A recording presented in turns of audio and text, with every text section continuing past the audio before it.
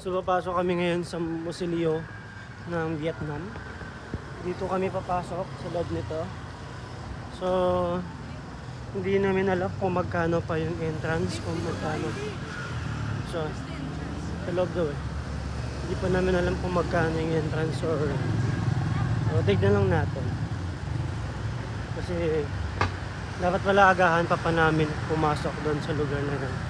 Kasi may pila pala. Yun lang naman.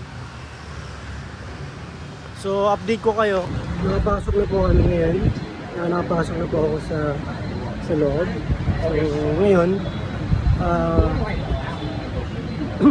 pumipila kami papasok sa loob. Sobrang daming tao.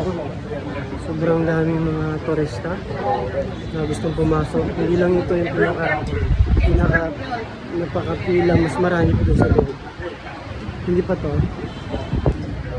Kaya kung gusto niyo kung hindi kayo mainipin, mas maganda pumunta kayo dito kasi ganda yun ang place, sobrang ganda kasi yung problema lang is mahaba yung pila. Ang daming mga security protocol. Kailangan yung sundin. Yun lang naman ang pinakamaganda dito. Kailangan sumunod sa policy ng Vietnam. Update ko kayo maya-maya anong resulta.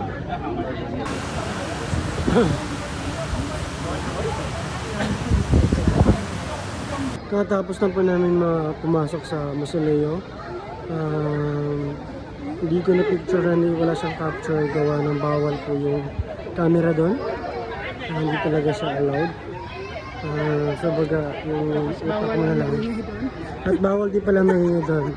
Dahil ako maingay, sabi sa akin siguro gano'n. Hindi ko talaga kaya kasi madaldal ako tapos salita. Yun tuloy, napagalitan tuloy ako ng nagulat ako sa biyang gano'n ako. Gano'n pala yun. Bawal talaga magdaldal. So ang ganda sa loob. Dito yung sa loob. At restricted din tong lugar na to, bawal sa mga hawakan, magpitas. Kaya dapat sumunod kayo sa batas ng Vietnam. Ang daming mga turista, ang daming mga tao, ang daming mga gustong magpa-picture kasi sobrang mahal. Yun lang naman. So i-update ko kayo sa sunod namin activity.